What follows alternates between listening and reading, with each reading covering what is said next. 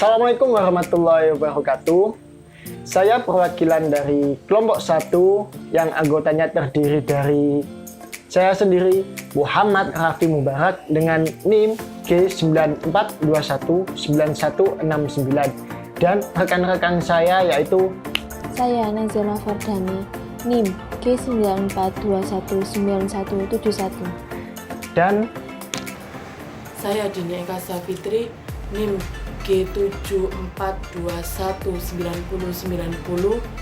Nah, sebelum saya mulai mempresentasikan dari materi kelompok kami, saya selaku perwakilan dari kelompok 1 mengucapkan terima kasih kepada Bapak Muhammad Andri Agustianto LCMH selaku dosen perbankan syariah telah membimbing kami selama proses pembelajaran di Universitas Islam Negeri Sunan Ampel.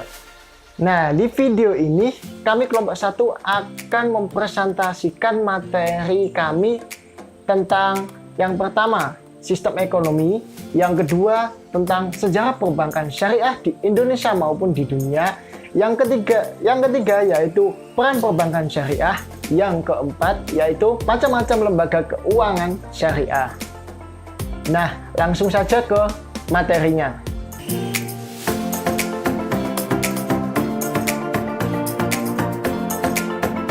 Kali ini saya akan membahas sistem ekonomi terlebih dahulu.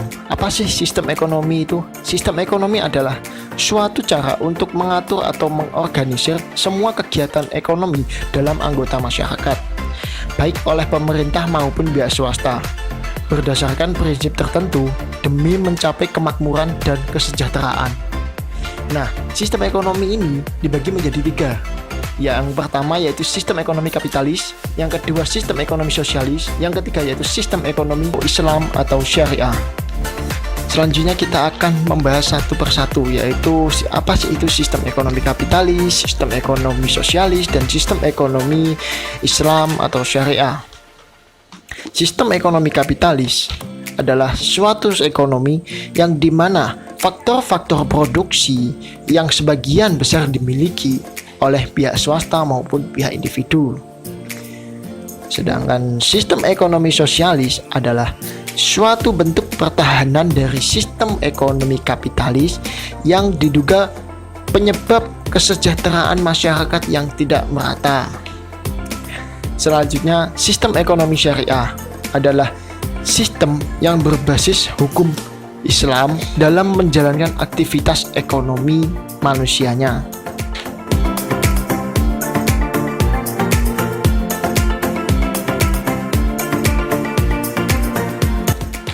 Yang pertama kita bahas terlebih dahulu sistem ekonomi kapitalis. Pada sistem ekonomi ini mempunyai keluasaan dalam sumber daya alam yang dimiliki untuk perorangan, seperti bersaing secara individu dalam memenuhi kebutuhan, bersaing sesama badan usaha untuk mencari keuntungan,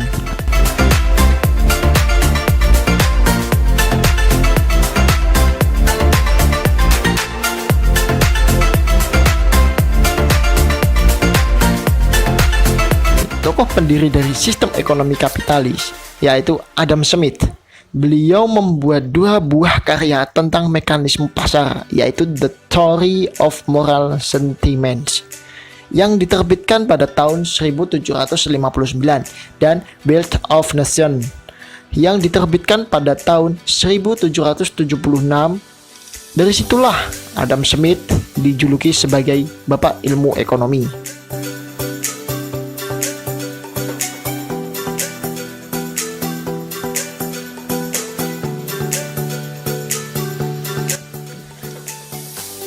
Prinsip sistem ekonomi kapitalis yaitu kebebasan memiliki harta secara perorangan. Nah, di dalam prinsip ini dijelaskan bahwa setiap orang dapat memiliki harta dengan cara membeli atau menjual hartanya sesuai dengan yang dikehendaki tanpa batas. Yang kedua yaitu kebebasan ekonomi dan persaingan. Setiap individu itu mempunyai hak dalam mendirikan dan mengelola usaha yang diinginkannya.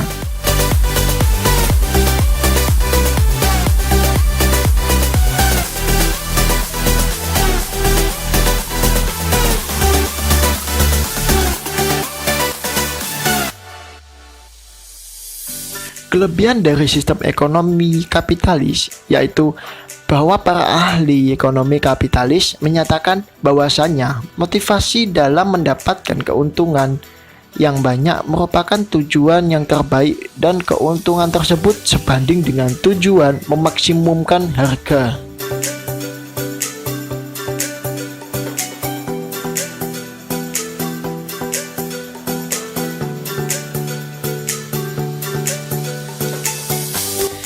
Kekurangan dari sistem ekonomi kapitalis yaitu di satu pihak memberikan manfaat baik produksi maupun distribusi di bawah wawasan para ahli dan mengesampingkan masalah kesejahteraan di kalangan masyarakat. Di kedua pihak menjamin kesejahteraan semua pekerja kepada beberapa orang yang hanya mementingkan diri sendiri.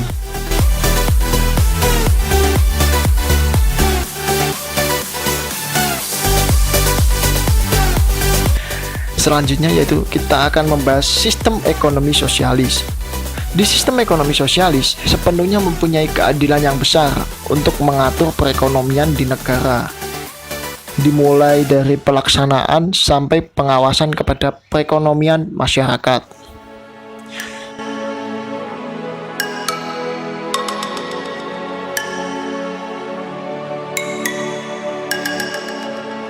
Tokoh pendiri sistem ekonomi sosialis yang pertama yaitu Karl Marx.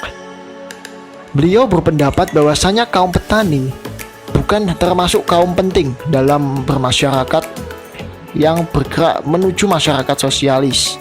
Beliau menganggap bahwa sejarah itu berubah dikarenakan adanya faktor-faktor produksi dan penguasaan sarana produksi.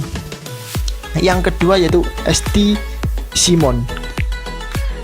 Beliau dipandang sebagai bapak sosialisme karena beliau orang pertama yang membicarakan perlu adanya sarana produksi yang sepenuhnya dimiliki oleh pemerintah atau negara.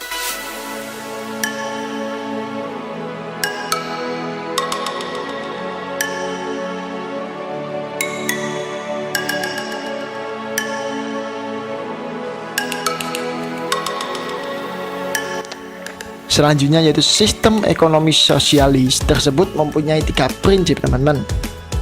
Yang pertama yaitu pemilikan harta oleh negara. Jadi keseluruhan dalam bentuk produksi maupun sumber pendapatan tersebut sudah menjadi milik masyarakat seluruhnya.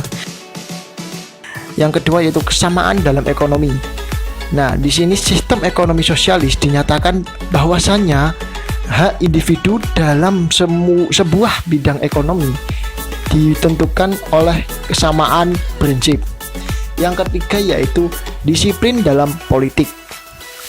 Jadi di dalam prinsip yang ketiga ini bertujuan mengambil alih keseluruhan aturan produksi dan distribusi di bawah pengaturan kaum buruh.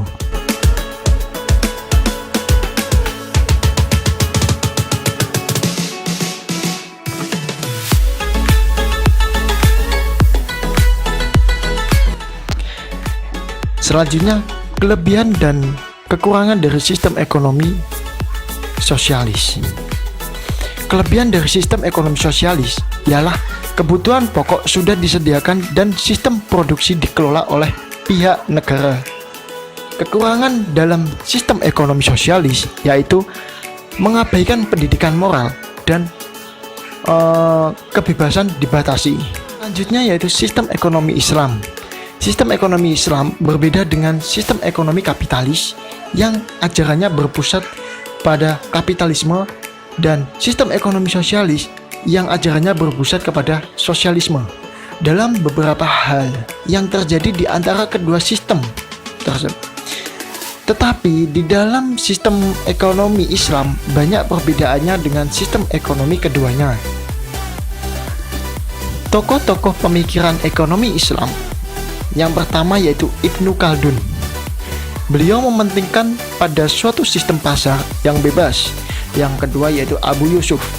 Beliau menekankan pentingnya prinsip keadilan, kewajaran dan menyesuaikan terhadap kemampuan membayar dalam perpajakan serta perlunya akuntabilitas dalam pengelolaan keuangan negara.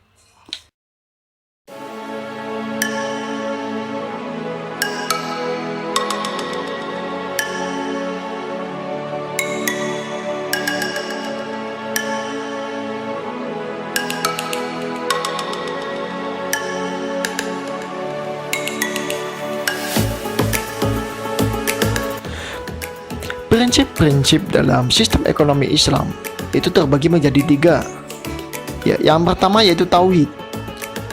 Tauhid sendiri adalah pondasi dari ajaran agama Islam. Yang kedua itu adil atau keadilan. Allah memerintahkan kepada umat manusia agar berbuat adil kepada sesamanya. Yang ketiga yaitu khilafah atau pemerintahan. Pemerintahan memang mempunyai peranan kecil, tetapi dalam perekonomian sangat penting.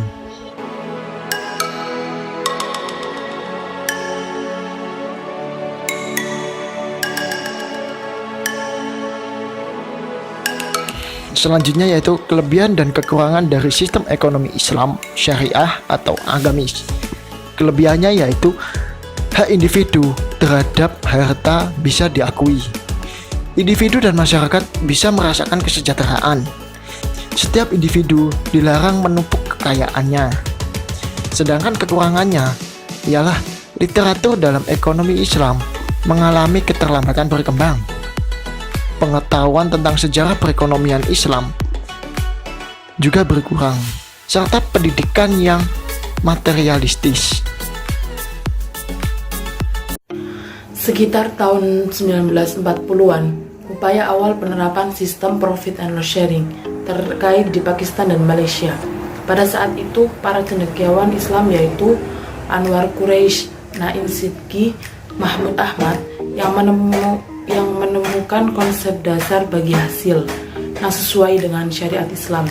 Penerapan yang lebih lengkapnya mengenai konsep dasar tentang perbankan syariah ditulis oleh ulama besar Pakistan, yaitu Abdullah Al-Maududi dan Muhammad Hamidullah. Sejarah perbankan syariah pertama kali adalah pendirian bank di Mesir, yaitu Islamic Rural Bank di desa Midgamer pada tahun 1963 di Kairo, Mesir, dan pemimpinnya adalah Ahmad El-Najjar.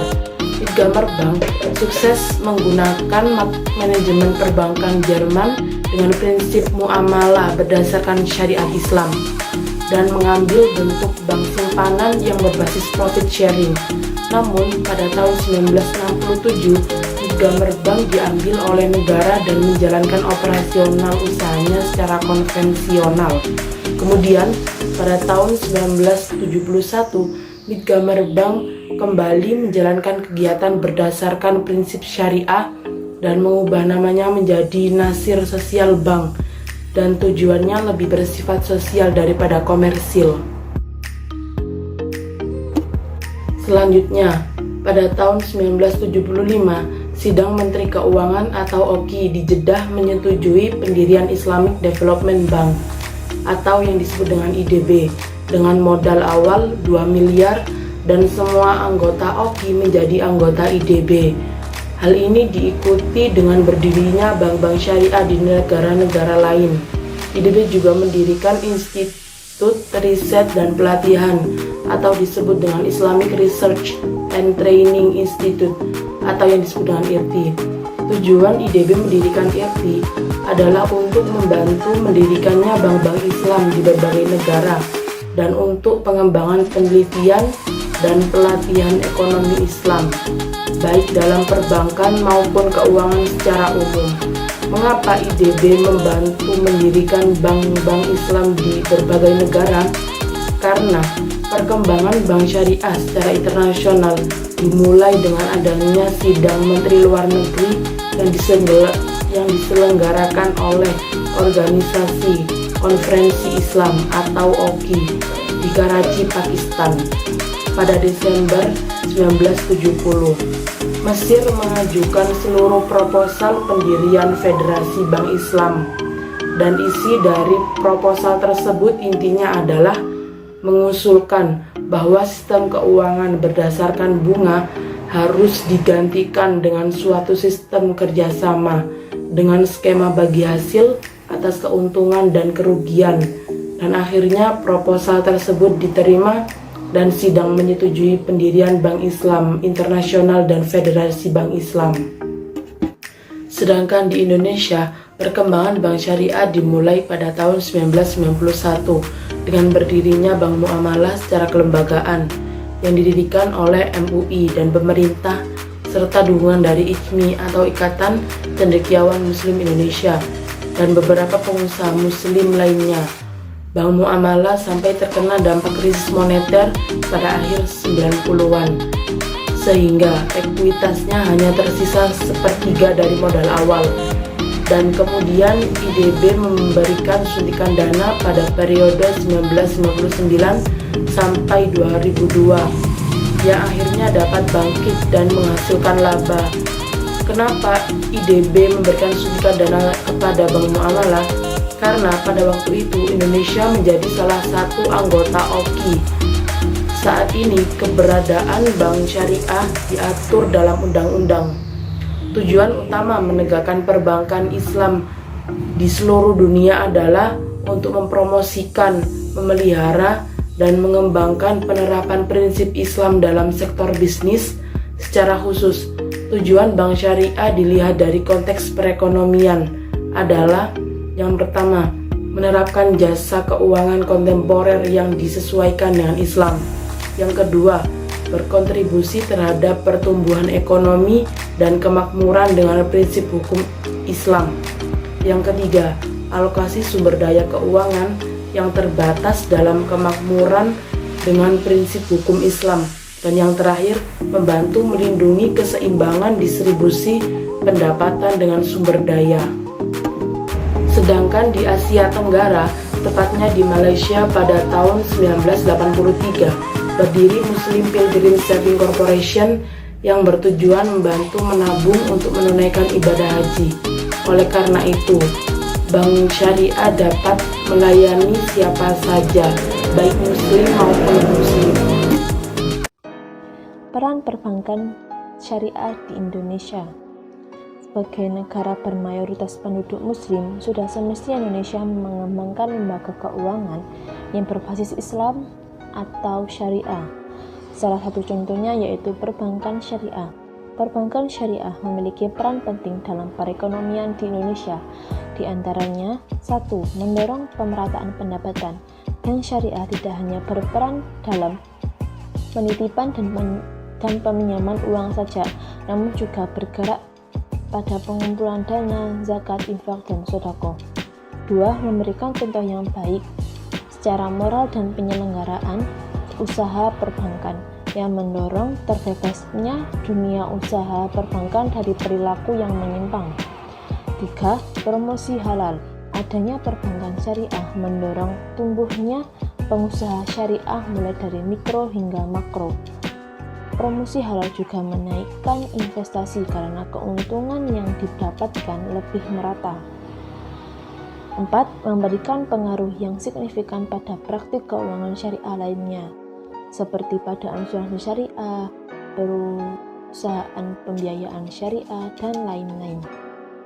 Berikutnya, macam-macam lembaga keuangan syariah di Indonesia. Lembaga keuangan syariah di Indonesia terbagi menjadi dua jenis, yakni lembaga keuangan syariah bank dan lembaga keuangan syariah non-bank. Lembaga keuangan syariah bank atau yang biasa disebut dengan bank syariah merupakan lembaga keuangan yang memiliki fungsi utama sebagai wadah atau tempat penyimpanan uang, peminjaman uang, pengiriman uang yang didasari dengan syariat Islam.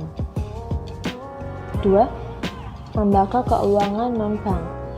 Pada lembaga keuangan non-bank ini terdapat beberapa contoh, di antaranya 1. Asuransi syariah. Lembaga asuransi syariah adalah lembaga asuransi dengan usaha tolong-menolong atau ta'awun dan saling melindungi di antara para peserta melalui pembentukan dana yang dikelola berdasarkan prinsip-prinsip syariah. 2. Baitul Mal wa Tamwil. Baitul Mal wa Tamwil merupakan lembaga keuangan syariah yang di dalamnya lebih fokus pada pengumpulan dan penyumbangan atau penyaluran zakat, wakaf, infak, dan sedekah. 3. Pasar modal syariah. Pasar modal syariah merupakan kegiatan yang bersangkutan dengan penawaran umum dan perdagangan efek yang tidak bertentangan dengan syariat atau prinsip-prinsip Islam. 4. Pegadaian syariah. Pegadaian syariah merupakan lembaga keuangan yang menyediakan transaksi pembiayaan dan jasa gadai berdasarkan prinsip syariah atau prinsip-prinsip Islam. Nah, akhir selesai dari presentasi kelompok kami, kelompok 1, yang mana telah membahas materi tentang sistem ekonomi, sejarah perbankan syariah di Indonesia maupun di dunia, peran perbankan syariah, dan macam-macam lembaga keuangan. Semoga video ini bermanfaat bagi kita semua, ya. Dan mohon maaf jika ada kesalahan dalam bertutur kata. Sekian dan terima kasih. Assalamualaikum warahmatullahi wabarakatuh.